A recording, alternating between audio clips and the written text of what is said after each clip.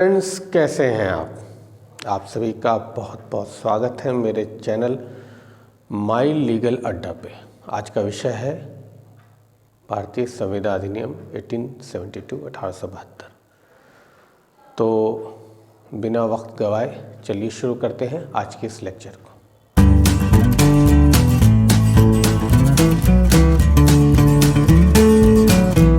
जो स्टार्टिंग का जो इंटरप्रिटेशन क्लॉजेस होता है और प्रिलिमिनरी यानी पहला अध्याय शॉर्ट टाइटल से जहाँ से स्टार्टिंग होता है उससे हम शुरू करेंगे। उसके बाद वन बाय वन एक एक चैप्टर्स करके इसको कंप्लीट करेंगे, नॉट इन हरी, जल्दबाजी में नहीं, क्योंकि ये जो सब्जेक्ट है लॉ ऑफ कॉन्ट्रैक्ट थोड़ा सा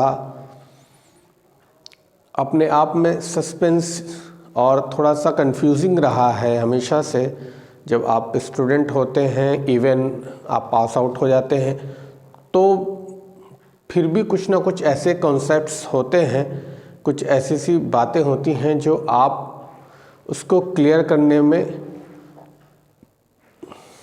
सक्षम नहीं होते हैं या कर नहीं पाते हैं, कॉन्सेप्ट क्लियर नहीं होता है। तो स्टार्टिंग करने से पहले हम अपना कॉन्सेप्ट क्लियर करेंगे, जो बेसिक्स चीज़ है उसको जान लेंगे ताकि आपका कॉन्सेप्ट क्लियर हो जाए। तो फर्स्ट ऑफ ऑल, भारतीय संविधान अधिनियम 1872 कब लागू हुआ, तो आपको बताना चाहूँगा सितंबर 1872 यानी 1 सितंबर 1872 को ये लागू हुआ। कम इनटू फोर्स इन 1 सितंबर 1872। इसमें सबसे पहले जो है स्टार्टिंग में आप देखेंगे तो शॉर्ट टाइटल, जिसको स्टार्टिंग में प्रीलिमिनरी कहते हैं, और ये हर सेक्शन में स्टार्टिंग में होता है जहाँ पर इसकी प्रस्तावना यानी प्रिएम्बल, उद्देशिका हिंदी में कहेंगे, उद्देशिका, थोड़ा सी हिंदी में कॉन्सेप्शंस हो जाते हैं इसलिए नेवर माइंड। तो स्टार्टिंग में हर सेक्शंस, इवन हर एक्ट में जब हम स्टार्ट करते हैं तो preliminary is a first step to get start with the sections. Then second, which is related to act, is interpretation clauses।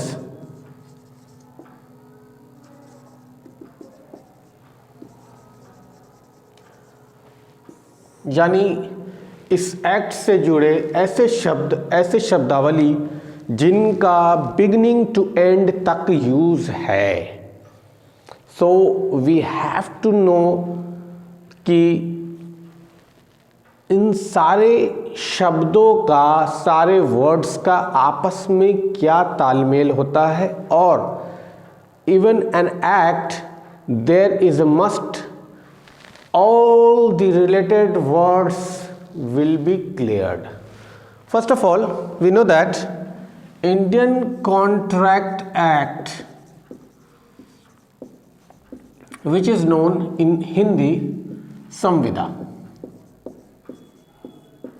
संविदा होने के लिए जरूरी क्या है? There is a must be needed a two parties at least। जब कोई contract होता है तो उसकी स्टार्टिंग या उसका स्टार्ट कहां से होता है? Parties, there is a must needed be a parties, A and B, they both parties are necessary. Even what is the name? There is a symbolic name A and B. Okay. Then the first step is that even in contract there is a two parties A and B. And second starting fact is that proposal. It is must be needed a proposal. How can we get a proposal? You need that when a contract is going to be happen, the parties A and B both are in contract, at least we can say that both in contract, medium is that A और B दो parties हैं Indian contract act 1872 start करने में या संविदा शुरू करने में A और B दो पक्ष हैं, तो उनके लिए सबसे पहला स्टार्टिंग फेज ये होता है प्रपोजल, ये प्रस्ताव किसके तरफ से जाता है, ए आई बी, नॉट नेसेसरी, ए की तरफ से भी जा सकता है, बी की तरफ से भी जा सकता है। आप समझ लें इस बात को, यहाँ पर ये इश्यू नहीं है कि ए ने भेजा बी को या बी ने भेजा ए को। Proposal is must be needed is that, without proposal contract can not be happen. क्यों? प्रपोजल भेजना, एक प्रस्ताव भेजना संविदा की शुरुआत होती है। अब प्रपोजल के बाद अगला स्टेप होता है प्रॉमिस,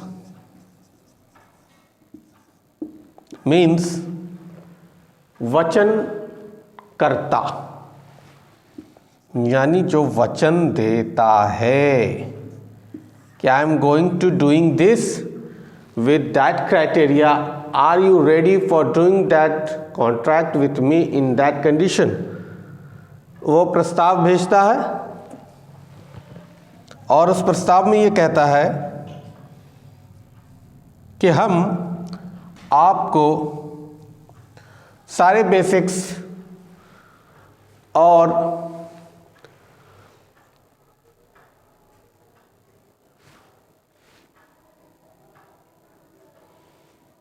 प्रस्ताव भेजेगा ए बी को या बी ए को क्या कहने के लिए, कॉन्ट्रैक्ट करने के लिए। उसके लिए वो क्या होगा, वचनबद्ध होगा, यानी वचन देगा।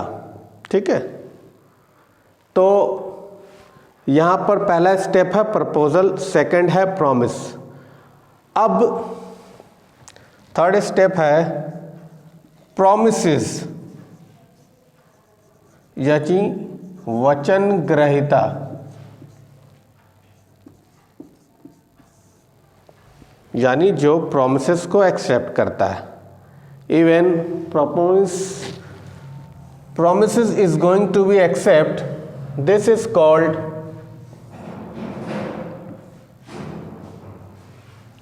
agreement।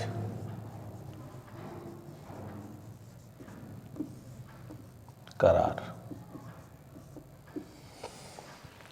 प्रस्ताव गया, वचनकर्ता ने वचन दिया, प्रॉमिसेस ने एक्सेप्ट किया, even in condition of consideration,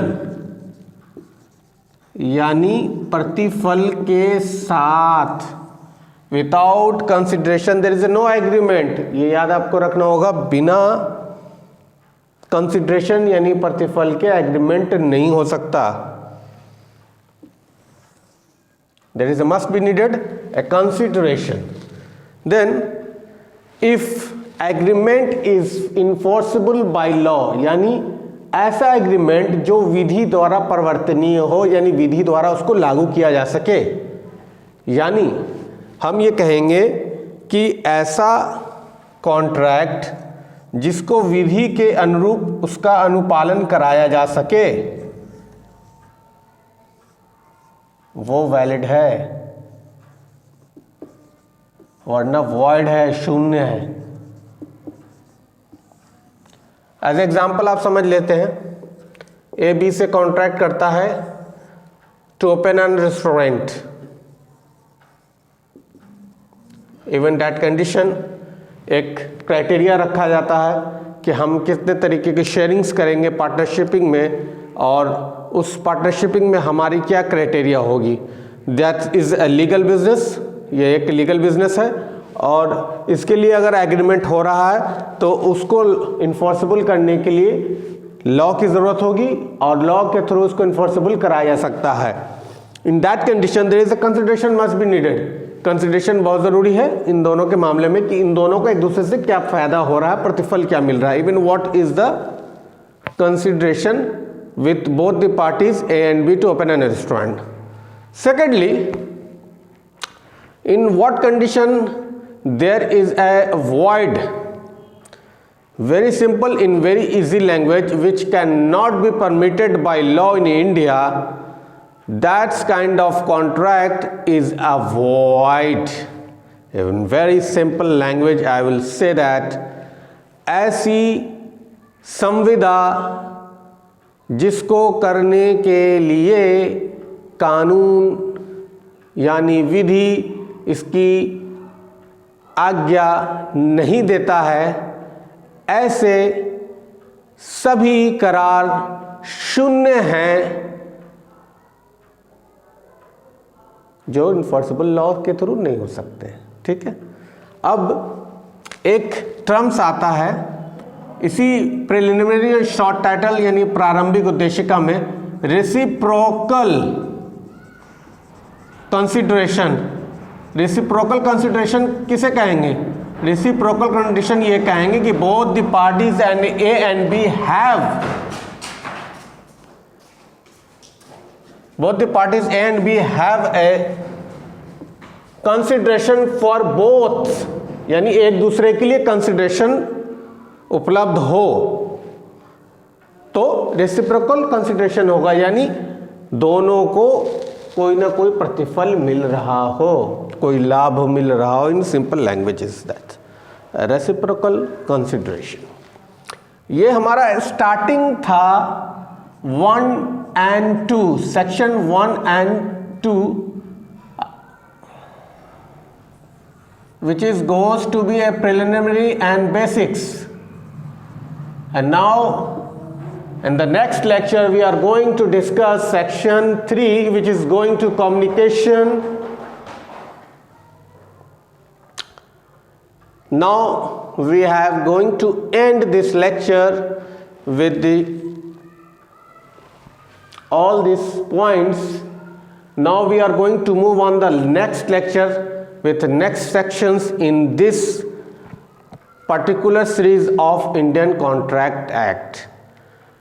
We are going to continue the Indian Contract Act in the next lecture. Till then, goodbye, bye bye.